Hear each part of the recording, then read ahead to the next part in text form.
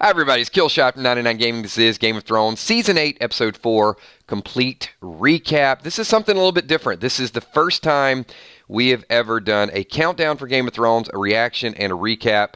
So we must be dipping our toe into Game of Thrones just a little bit more. Got several announcements I want to make. I don't know where to start. So first, I'm going to do this in a couple streams. I'm not going to talk about it for the entire year, but I do want to get it out there to everybody. I am going to be at San Diego Comic-Con 2020. Many other people are committing to that. I'm going to set up at least one 999 Army event. If you're in San Diego and you don't want to go to Comic-Con, you're still welcome to stop in. I don't know what the times are going to be yet. It could be July 22nd through 26th. Could be 4 days, could be 2 days. I could be there for whatever, something along those lines. But just want everybody to make sure that you're planning in advance, because you do have to get the memberships. And there's going to be a lot of stuff going on. There's going to be Comic-Con. There's going to be a mod thing. So just start to think in advance. You do have to register in advance, and then all the events and all the passes and everything else, you'll have to schedule that. So did want to get that word out there. Plan accordingly, everybody. So also special shout out to all the Patreons. You can see my Patreon army out there. We've had some tremendous growth lately in the group, and part of that is due to those people you see up there on the screen. You can see our newest Patreon is Kitten. If you're interested in supporting the 999 Army through a third-party website, there is a link down below. And then you can see over in the far left, yes, it's a Starbucks cup. If you guys didn't see that, you didn't see that big epic blunder last night. It was not intentional product placement. I don't know how the editors missed that, but yes, you can see over on the far left, that is Danny with a Starbucks cup that was in the show last night. You can go back and watch the episode. So cool stuff there. A lot of things going on, and let's get rid of that. Let's move to Patreons and talk a little bit about last night's episode. So here's kind of the way the recaps work. Tom Bug, Ferrero, when in doubt, Dinosaur. Okay. Tom, what were your thoughts on last night? What do you think about that Starbucks cup? That was pretty epic blunder, right? They wouldn't do that in Walking Dead. So what I'm going to do, we didn't do this last night, is we're going to go through kind of scene by scene. We've got Valar Super Chat. Hello, 999 Army, Kill Steph, Emmy Kale, Sweet Tommy sponsors, patrons, channel members, and all Super Chats. And also, Valar would like to say, Kills, if I'm wrong about the Danny and John situation, I will kiss your feet, right? Hey, I'm getting into this thing, Valar. I'm starting to get my theories and my feelings and my vibes. You know how I funnel it down a little bit. So I'm going to say that some of my predictions are still in play.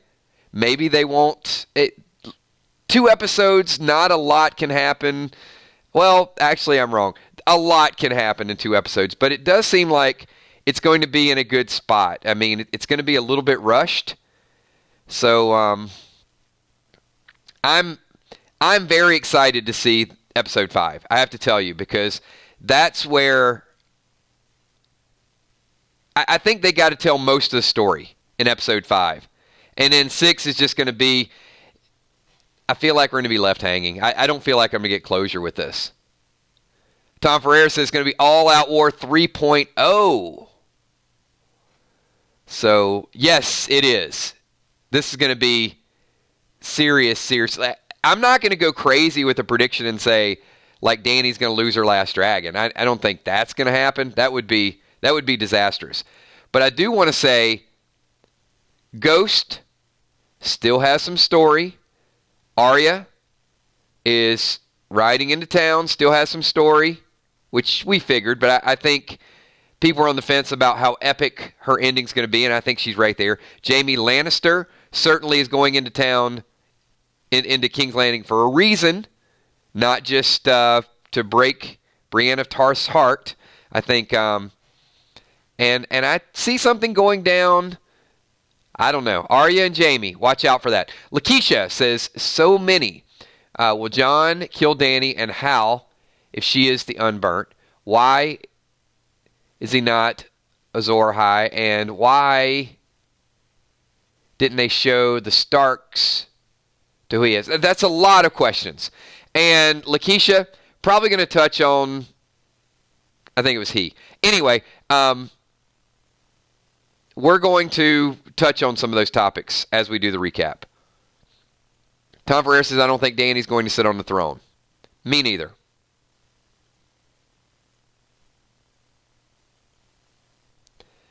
Okay. Let's start out a little bit. Let's start out a little bit more quiet because we're going to get right into it. Oh, we got some serious. Okay, haven't read the books, but I like Ray's comment earlier. Saltwater heals dragons. Kills to see my comment on the last stream. I saw one of your comments on YouTube. I saw that one. Is that the one you're talking about, Valar?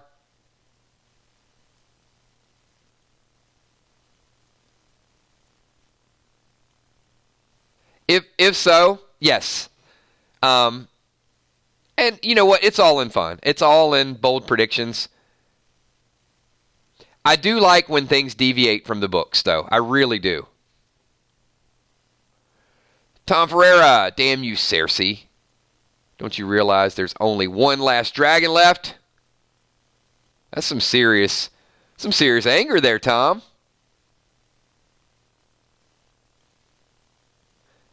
So saltwater heals dragons. In the book,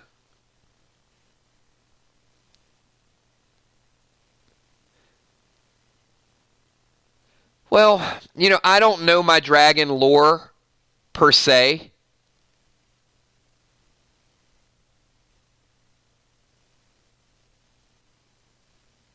But look, it wouldn't surprise me. I mean, I think that would be a good moment if Rhaegal just... But, Ray, here's my question. Are you saying that because you believe it, or are you saying that because you're a diehard Rhaegal fan? So, I mean, I know that. So maybe you're hanging on just a little bit.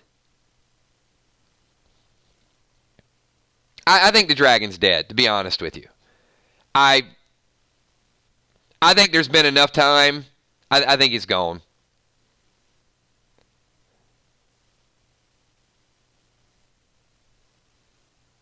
But, hey, it would be, you know what, if, out of the blue, just comes out, helps win the war, I'm down with that. I think it's gone, though.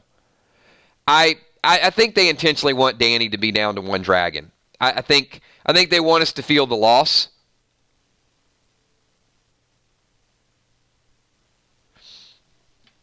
So we're going to wind it back a little bit, and let's start out with the funeral pyre.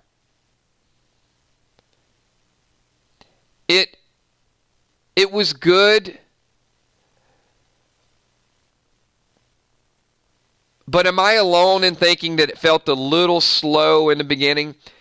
I understand the story needed to be told. I do. And I also understand I might have been a little bit spoiled from the previous week because there was so much action and it was awesome. I did think that by no means was this a filler episode, but there were some very slow moments that kind of, I needed it to speed up a little bit. I'm an honest fan. I do the same thing with Walking Dead. So don't think that I'm trying to bash it or complain. I'm being a little picky. I get it. Just a little. Tom says, protect Drogon. Yes, at all cost.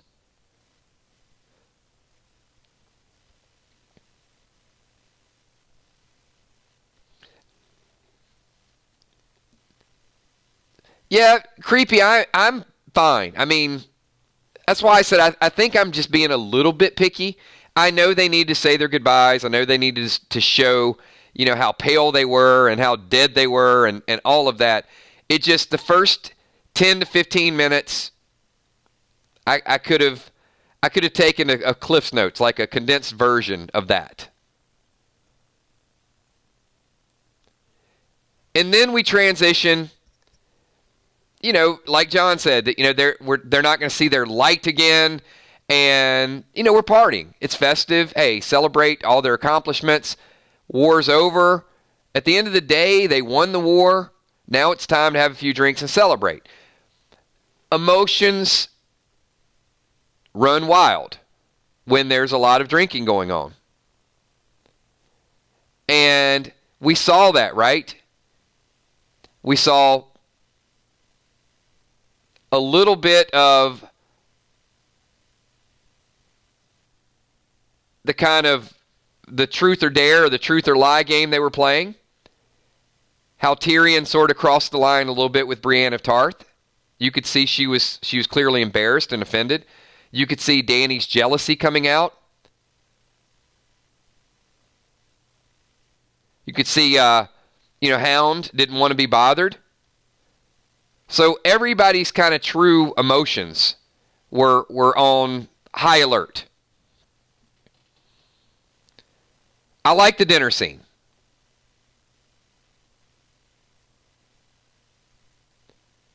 And Dany wasn't just casually jealous.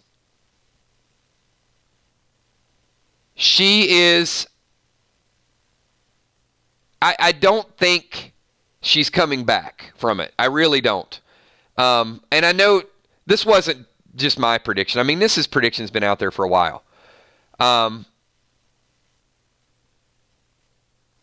Julia, Sansa doesn't annoy me as much as she used to.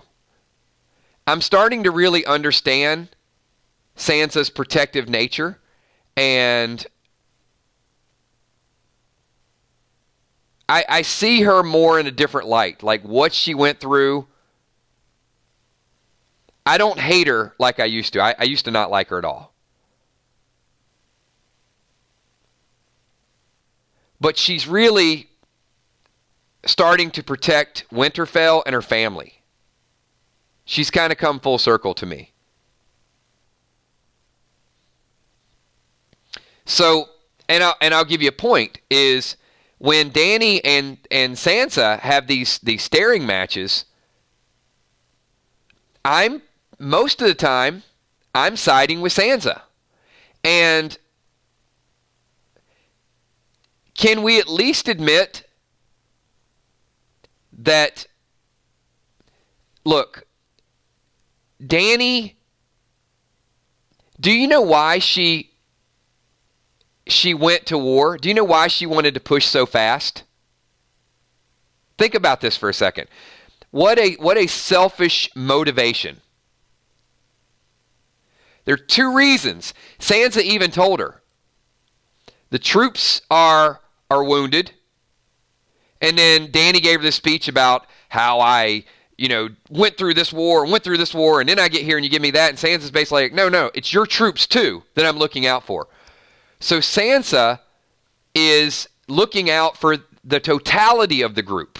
Think about that for a second. Jim says Sansa sees the big picture. Exactly. And I know there's some people out there that are really hardcore Daenerys fans. Let me say this.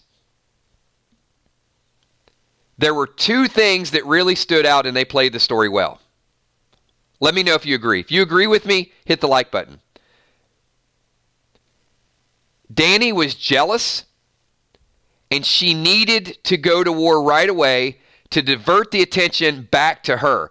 Oh, they're acknowledging Jon. Oh, they love Arya. Arya's the Night King Slayer. Look at all the people getting attention. You know what? I'm not getting any attention. Let's just go to war. Yes. Hey, great idea, great idea. So now the spotlight goes back to her. Everybody's bow to the queen because Dany just decided to go kill everybody and take over the Seven Kingdoms. So that's number one. She was jealous, and it was her jealous motivation. And number two, the longer she waits, the more potential there is for people to chit-chat about Jon, and Jon become the rightful heir to the throne. She wants to divert everybody. She wants to get everybody out there quick before people have a chance to talk about it. That's deception. Absolute deception. And I'm sorry. Sorry you lost your dragon. And I know the fans aren't going to like this, but it's kind of your own damn fault. If you would have stopped to listen, if you would have slowed down, if you would have had a longer time to come up with a better strategy, you got ambushed because you rushed into something. You lost all those boats, you lost your dragon, and you lost Missandei because of you. So eventually all that guilt's going to hit her. Tom Ferreira says, how y'all want Cersei to die? Burned, Tom. The bug wants to know how we want Cersei to die. And you're still assuming Cersei's going to die. I wouldn't make that assumption just yet. Lakeisha Faison says, Dany lusts for power just like her brother. So, you've got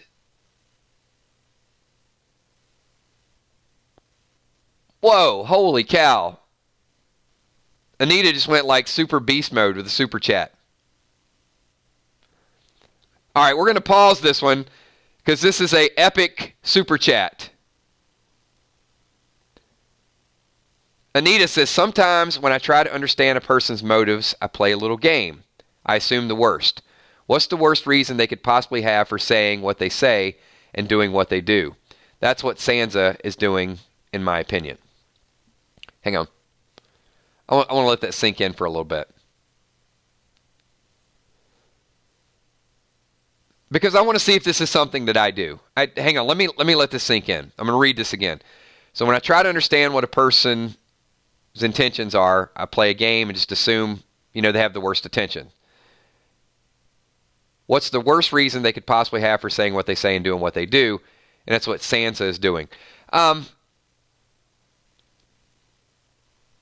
I don't disagree with you. I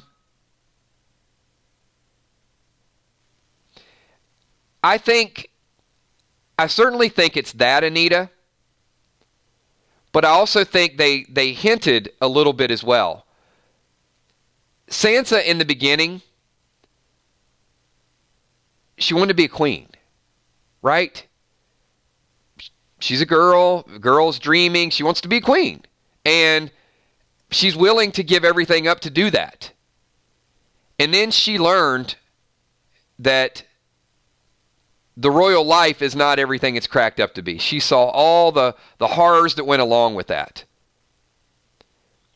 And then she went from being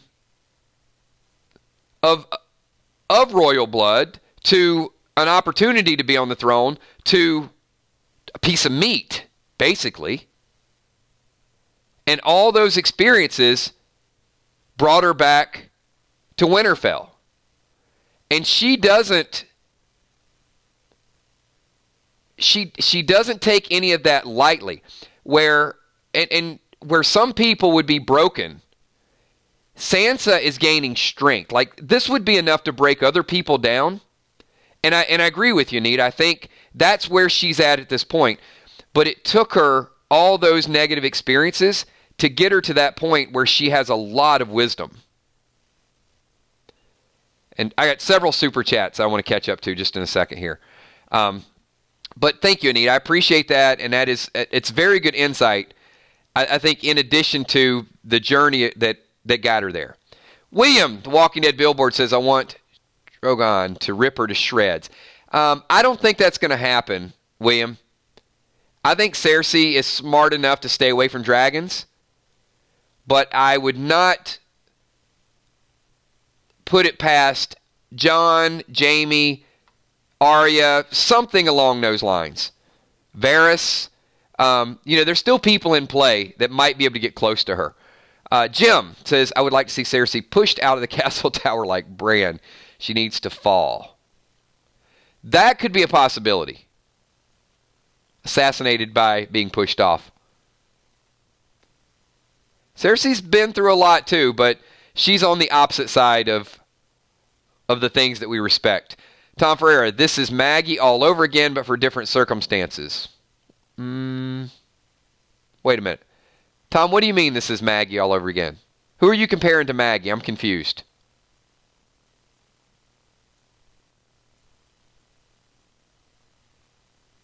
So, I'll get some clarification from Tom in a second. So, and look, I'm not trying to change your opinion of Sansa. I'm just giving you my opinion of Sansa and what I didn't like in the beginning and how I sort of view her. I don't view her as a character as I love this character, it's my favorite character, like Arya, everybody loves her and her toughness. But I understand Sansa. That's the thing. You don't have to like everybody, but some people you respect and you understand. So let me ask this question to the group. How many people respect Sansa's not just giving in to Dany? Respect Sansa's pushback? That she actually is one of the, as far as standing up for herself, she's one of the toughest characters on the show now. Tyrion pointed that out as well.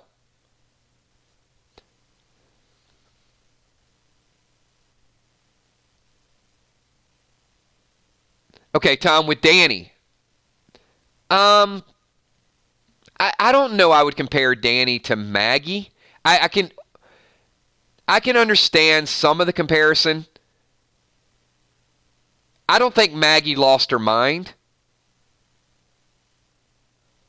Well, you know what? Actually, Bug, now that you say it, now that I think about it a little bit, I can see some similarity between Maggie and Dany. The lawlessness, to taking justice in their own hands. Yeah, I mean, I get that piece of it. I get that. I think you meant like leaving everybody behind Maggie. I'm still stuck on that portion of it.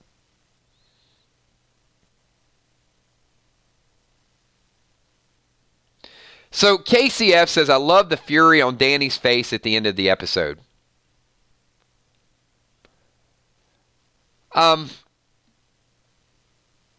Casey, what's interesting to me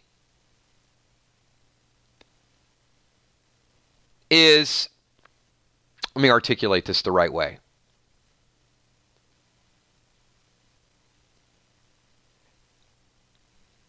I'm trying to understand what the writers want me to feel for Dany. That's what's confusing to me. Cersei, there's no problem. It's easy to hate Cersei. With Dany, I don't love Dany right now. That's the problem. I'm not 100% convinced that I like her and I like what she's doing. It's a little bit confusing to me. It's like I don't want either one of them to be on the throne. So I can understand the fury. But Missandre's dead partially because of Dany.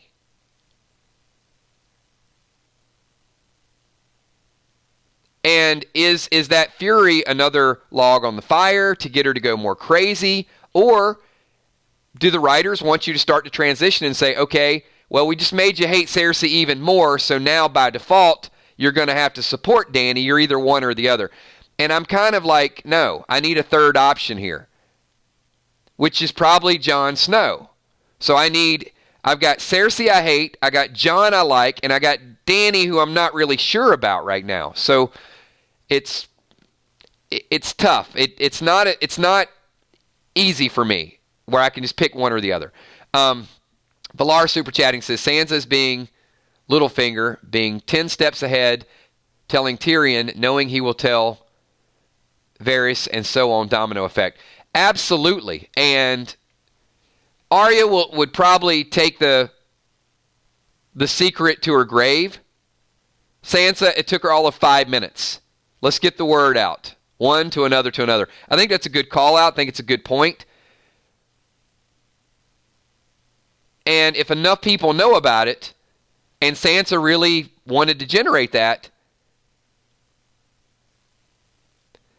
but Valar, here's the problem. Dany, in her brief moment before madness, and this is when I think it started to click in. Let's focus on the conversation between Jon and Dany, where he says, I have to tell my family. And she says, no. You can't. He goes, no, my family will understand. It'll work out. And Dany says, basically, ad-libbing, There's one way it'll work out, and that's doing what I just told you to do. So, those of you that thought that Dany and Jon could rule together, do you not think that she is going to lose her freaking mind when she finds out that Jon did tell his family, and his family did tell everybody, and now there's going to be hundreds of people that are saying, no, you're not the real queen. It's going to embarrass her. It's going to strip her of her power. It is going to make her go mad. She will not play second fiddle to anybody. And she's going to blame Jon for telling his family in the first place. If Jon would have just swore the two people that knew to secrecy, in Dany's mind, well, yes, Julia, Bran did know, but Bran was not going to tell anybody. Bran actually looked at Jon and said, it's up to you. And Dany said, swear them to secrecy, but when he told Sansa, all bets are off.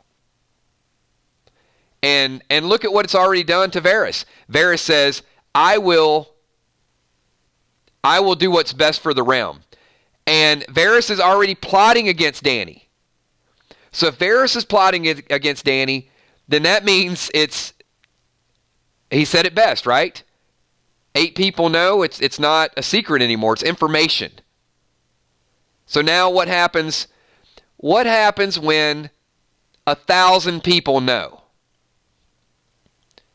I mean, you understand, there are zero people in Winterfell that are going to bend the knee to Dany when they find out Jon is the rightful king.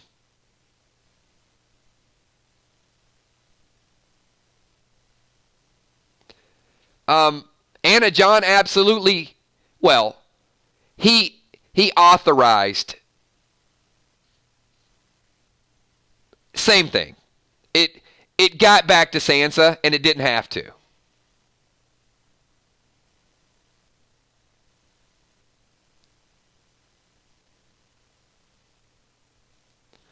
And think about it.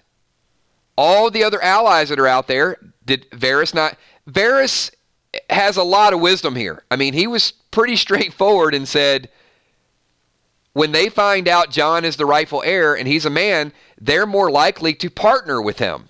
So he even knows how other people are going to react to Jon as a leader. He thinks that there's going to be a negative connotation around Dany. It's a tough situation, but not. I don't see her. I don't see her picking up her Starbucks cup, having a sip of it, and saying, "You know what? I went through all this work, and you guys are right. Hey, I just found out Jon is the rightful heir. I'm going to bend the knee to him. I'm going to support him. I'm his aunt, by the way." Hell no. It's got to be one or the other. Sheila Mac 10 kills. What did you think about Arya's proposal? I thought Arya was perfectly in character. Turning him down, I would have expected nothing else from her. Valar says, the reason I'm upset with Sansa that she promised under the weirwood tree, that's like promising in a church under God and broke it.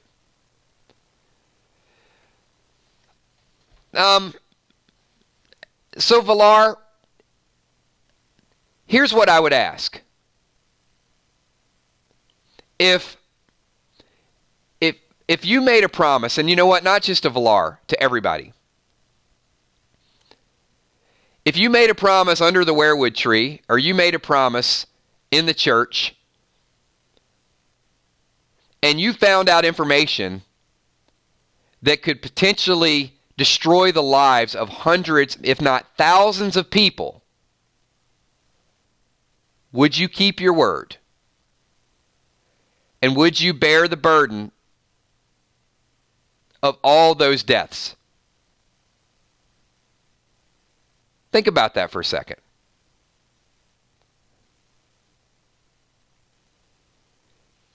Because In Sansa's mind, she sees how power hungry Dany is. Let's be real here for a second. Dany was going to take those dragons and light up every innocent person. Every innocent person in King's Landing until they slowed her down. And now she's probably going to do it anyway. I would expect half of the common people in King's Landing to be torched. I think Dany is at a point of no return. Now, you know what? I tried it your way. Now we're doing it my way. This is what I told you to do in the first place.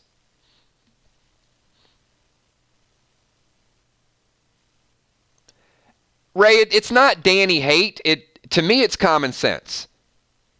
It's not Dany love or Dany hate. It's taking a step back of somebody that is power hungry. Valar says, if Jon is telling me not to say anything, I have to respect that. It's up to Jon to not tell her. You know what? I've been on both sides of secrets. I've been on secrets that weren't disastrous to people. And I've been on the side of secrets that, yeah, you probably should not have been in this situation in the first place, and this is going to affect too many people. And I think secrecy is one thing. Moral judgment is another thing. And for me, moral judgment is always going to trump secrecy. It's just the way it is. I mean, everybody has a right to, to their own devices. And I'm not saying that Sansa's motives are completely pure. I'll give you that. If she broke the promise and it's just for selfish motives, that's fine. But if you're taking a step back and you're looking at potential tyranny or death or execution, then maybe you do have to get the word out there. William the Walking Dead Billboard said, Kills, do you think she does torch everyone and the people turn on her?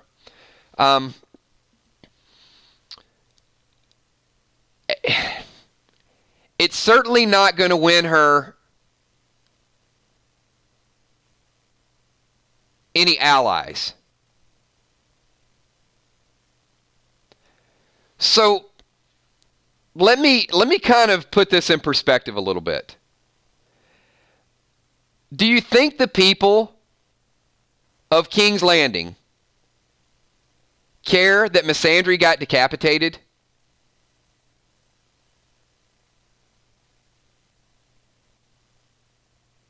Think about that for a second.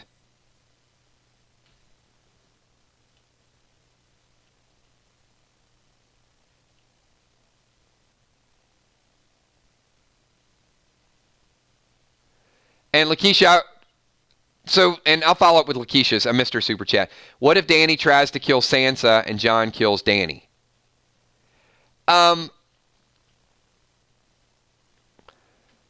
Lakeisha, it would have to happen fast. That's what kind of confuses me about having only 2 episodes left.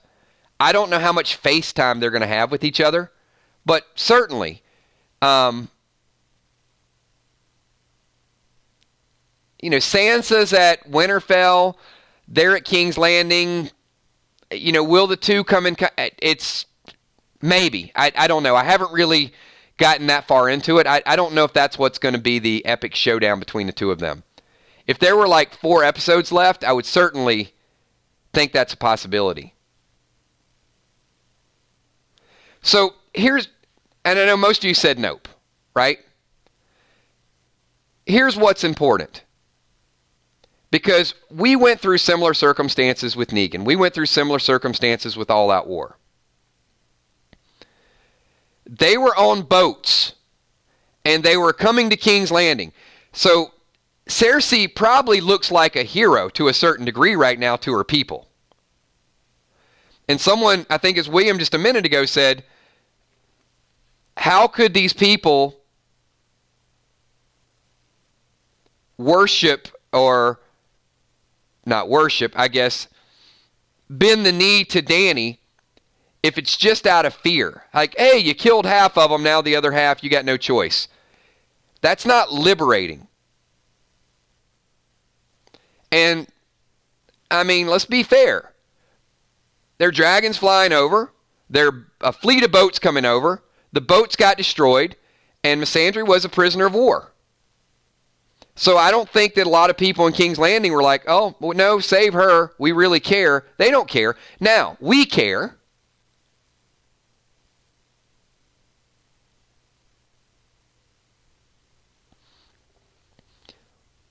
But you got to kind of put yourself into the emotion of the people that are supporting. The people of King's Landing, they want to be taken care of. They want to, they want food. They want a consistency in rule. They don't want to be persecuted. You kill half of them. I mean, let's be realistic here. How did that work for Thanos?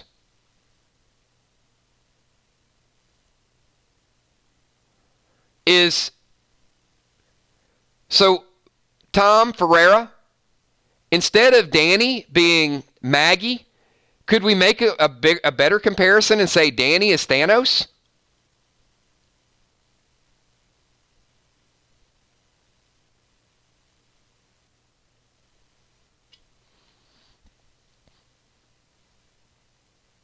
I'll fix it. I just got to sit on that throne first.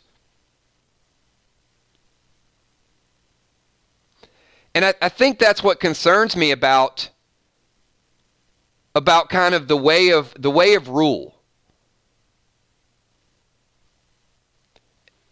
It's not allies and partnerships at this point. It's kill and then we'll figure out everybody's loyalty once we kill the main people. So I clearly see King's Landing as the enemy. I'm not backing away from that.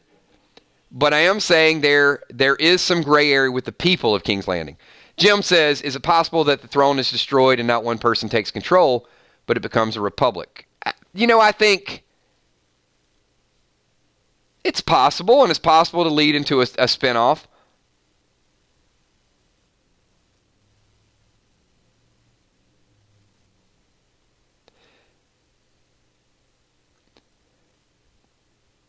But I want to go back to a previous point that I made. And this is the third video that we've had that I've said this. And Varys validated this last night. Ruling sometimes is a burden.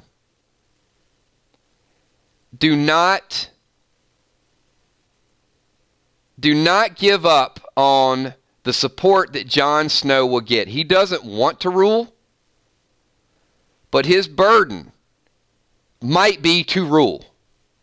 It might be his destiny that he has to do it. It's what's right for the people. Which means Dany has to die. It means Cersei has to die.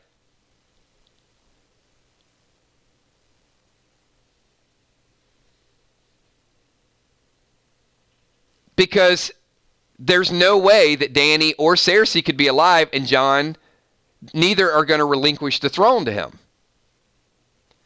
This I do feel comfortable with it at this level in the story.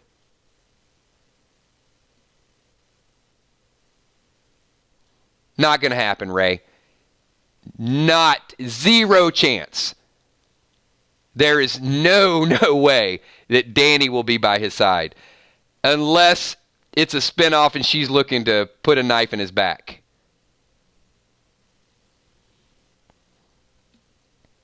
If that was not evident by their conversation,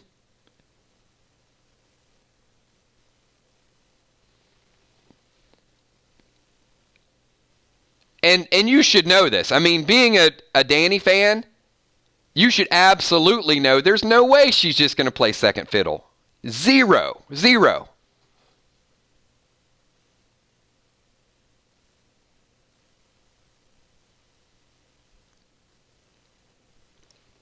I would say there's a much better chance, and I don't think it's going to play out this way. There's a better chance of Jon dying and Dany having the throne, even though I don't think that's what's going to happen, rather than Jon being the king and then her ruling by his side.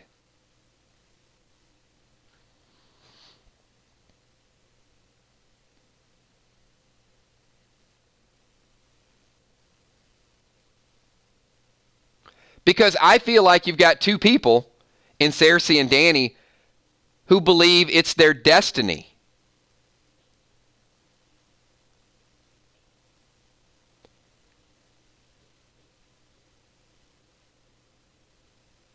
And fate and destiny doesn't always work out that way.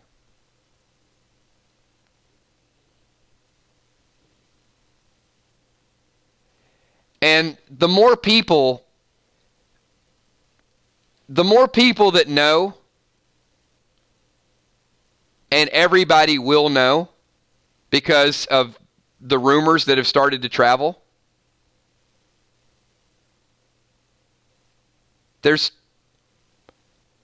they're not going to accept her.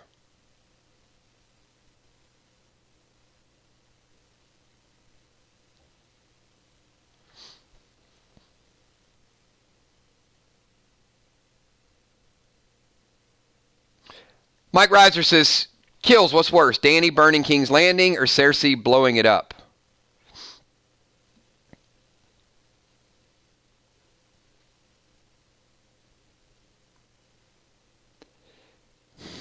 You know, there's a couple things here.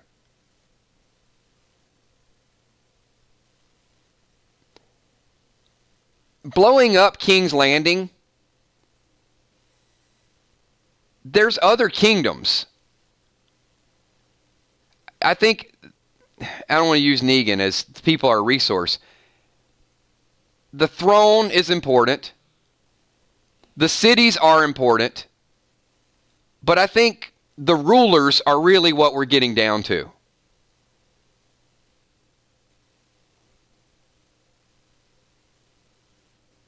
And I don't see Cersei torching King's Landing, and then there's other kingdoms out there, and then somebody de facto becomes the leader of 6 kingdoms, or whatever the case may be. I think there's got to be some death.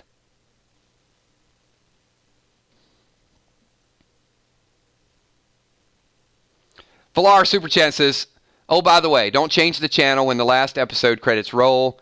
I hear there will be something extra.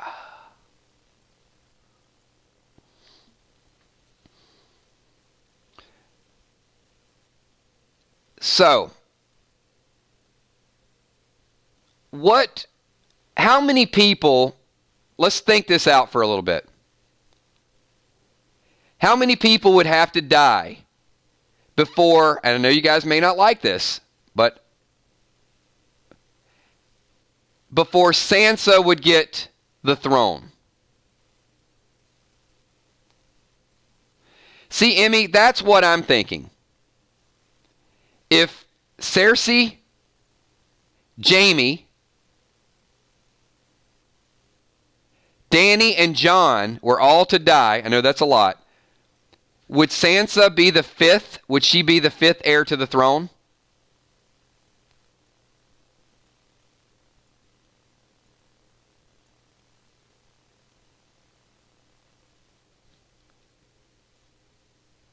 Or would Tyrion have to die too?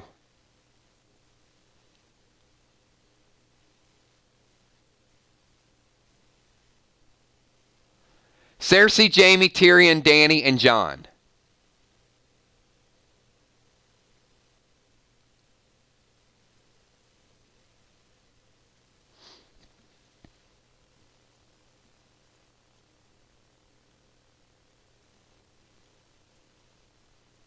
Yeah, I know that's a lot. Any possibility of a Tyrion Sansa co-op? See, I could see Tyrion and Sansa ruling together. Much more likely King Tyrion and Queen Sansa. I like that. A little bit better than John and Danny.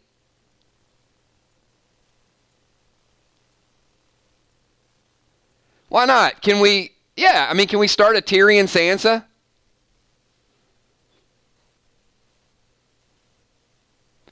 I mean, who wouldn't like that? You've got a little bit of everything.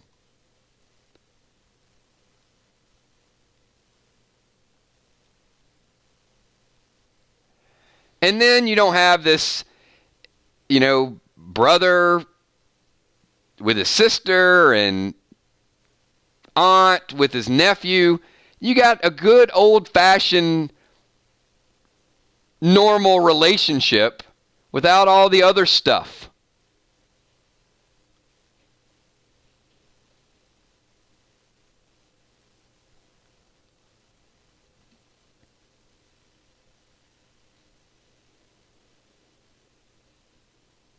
Yeah, and Bran can just be like the visionary guy, like the apothecary or the soothsayer.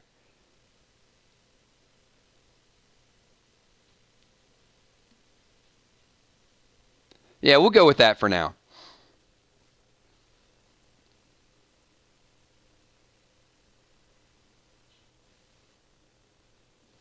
All right, we got a lot to talk about. So, Valar, I do have to say, this is kind of your fault. Valar is really the reason I binge watched Game of Thrones and we added to the channel. Because you guys know we were having a lot of fun with Walking Dead, and now we're having a whole lot of fun with Game of Thrones. Good theories out there, good predictions. But tomorrow night, we are going to talk Fear the Walking Dead. And that's been a long time coming. So tomorrow night is going to be like our first prequel to Fear the Walking Dead. We're going to talk about some potential information that's out there. Then Wednesday night, we're going to talk about Walking Dead, filming, theories, predictions. So we have some Walking Dead news. Nothing on Thursday night. And you guys know, schedule willing, we will be back with Freestyle Friday as well. So hopefully I will see everybody here tomorrow night. Fear the Walking Dead looks amazing. If you're a Game of Thrones fan, if you're a Walking Dead fan, and you haven't really got your foot in the pool, in the water with Fear, catch up on Fear. Fear is going to be a lot of fun this year. The show is really taking off. I loved it last season. We had a blast talking about it. We'll have plenty of streams all throughout the week. I need all the green team. Do me a big favor. If you guys don't know who June Smith is our second month super fan. So can we spam the June emoji up there? And Valar, thank you so much for that super chat. A lot of smiling, a lot of laughing. Thank you so much. But let's get a little bit of June Smith representation up there. There you go. That would be Miss Rick Grimes. So hopefully, we are doing Wednesday, Julia. So tomorrow night at 9:30, we're going to do Fear the Walking Dead. And Wednesday night, we're going to do we're going to do The Walking Dead. And there you go. And many people, like I said, a lot of you guys were asking how to become a member. There should be a join button now showing up on the streams. But you can also go to our Facebook fan page, and I posted a really big logo. You can click on that as well, too. So, we got that. Valar says, it's a great show. Yes, you get upset of the writing, but all in all, you enjoy it. And I'm having a lot of fun with all the streams we do, from Walking Dead, Fear the Walking Dead, Game of Thrones, The Passage. I had a good time with that, and also looking forward to Ray Beard is convinced. Rhaegal lives. Looking forward to Stranger Things, Nosferatu. We're gonna have a fun summer. We are 7 members short, so we get 7 more members. We will be adding our 75 member emoji. So I think that's going to be right around the corner. If all the people that message me do actually go through and hit the join button, we'll probably be at 75 by the weekend. So thanks once again for everything that you guys do. I want to give a special shout out to all the patrons in the top left-hand corner. They support the channel through a third-party website. Over in the top right-hand corner, you can see those are the 6-month channel members. We started listing by longevity. As I said, we got 68. A lot of them are new, 1 month, 2 month, 3 months. So once they hit 6 months worth of channel memberships, we're going to put them up in the top right-hand corner. The moderators, Emmy, Steph, Tommy, Kells. The super chatters tonight in full effect. We had a ton of super chats Anita went big tonight. Go big or go home. So thank you so much for that, Anita. But a lot of other super chats in there as well. So you guys are absolutely amazing. Actually, really quick, let me call out a lot of our super chatters, because this was a pretty intense show tonight, and a lot of support for Game of Thrones. Valar, Tom Ferreira, Lakeisha super chatting, William, Walking Dead Billboard, Jim09. Who else we got in here? I know several other people. Sheila Mac 10. And Lakeisha had several. Several of you guys had several, so thank you so much. And one more thing, really quickly, everybody hit that like button. Don't leave here. Hey, if you're going to hang out with us for 50 minutes, hit that like button. Come on, everybody. Dracaris, William the Walking Dead Billboard says, ladies to the flowers, fist bumps to the males. June, there's your emoji, and kills. I always get flowers from William. Thank you so much. So really quickly, everybody's still here. If you don't know what we do, give me a quick 999 so I can do as many shout-outs as we possibly can. It's been a few videos since I've done Army shout-outs, but I want to shout out as many of the 999 Army as we can get in this video, because you guys make the channel without a doubt. What's up, Donnie Thompson? Thank you so much for getting on the board there first. William the Walking Dead Billboard, Tammy Heitzman, Ray Beard, Tommy Manbun McCandless, Army Brat, thank you. Roxanne Dunlap, Anita, thank you. Dark Star, Victoria D, thank you, Victoria. Gina Crockett, thank you, have a good night. eBeach72, June Smith in the house, what's up, June? Joyce Andrews, thank you, Joyce. Jim, Angel Calores, thank you. Lakeisha, thank you. Mitch Puddin, have a good night.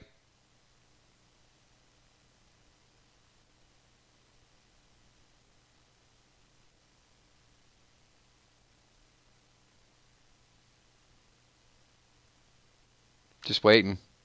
Just waiting for a few more 999s. Thank you so much, Valar. Appreciate you. Gina Crockett, thank you. And, you know, as we mentioned, Marcia Derbyshire, thank you for being here. Not trying to pressure anybody, but, you know, we are going to be doing San Diego Comic-Con. So if you're available, it's in your schedule, even if it's just for a day or two. It's not going to be... thank you, Kitty Cat. Thank you, Julia Muse. I guess we'll do like some outtakes. All right. Stream's over, everybody, but I am going to just kind of mention the Comic-Con just a little bit longer. So if you guys want to hang out for a couple minutes. June Smith, thank you. 999 family is the best. Gentleman Trout. This is not going to be a full itinerary. So from what I know so far about San Diego Comic-Con, many people have messaged me and said, look, I'm going to go out there with my husband, wife, kids. They're going to go to the zoo. They're going to do some things. This is not going to be a fully planned out event where you feel like, okay, look, I got to get there Wednesday and there's going to be this 999 thing. All that's going to happen more than likely is going to be different people are going to go for 1 day. Some people are going to go 2 days. Some people are going to go for 3 days.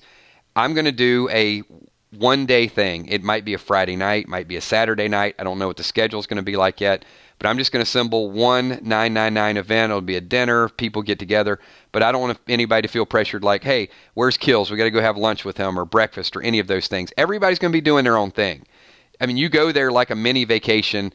So it's not a pre-planned, you got to be attached at the hip to everybody. It'll be a chance to sort of meet and greet a little bit, talk, and then some people are going to be in the main forum of San Diego Comic-Con. Some people are going to want to see other things that are not Walking Dead related. And then there's probably going to be people that just notice each other. So casual, but there'll be one opportunity for people to kind of get together and say hello. All right. So anyway, I wanted to clarify that. We talked about it a little bit on the last video. Thank you. I'm eating your food, Kills. And yeah, and I'm sure Walking Dead Nerd's going to give me some good information about a really nice restaurant to sort of get together and hang out. It won't be like an all-night thing, just a get-together and, hey, what's up? Good to see everybody. Nice to meet you, and enjoy San Diego Comic-Con. All right, everybody, have a good night. I'll see you all at 9:30 tomorrow night. Peace.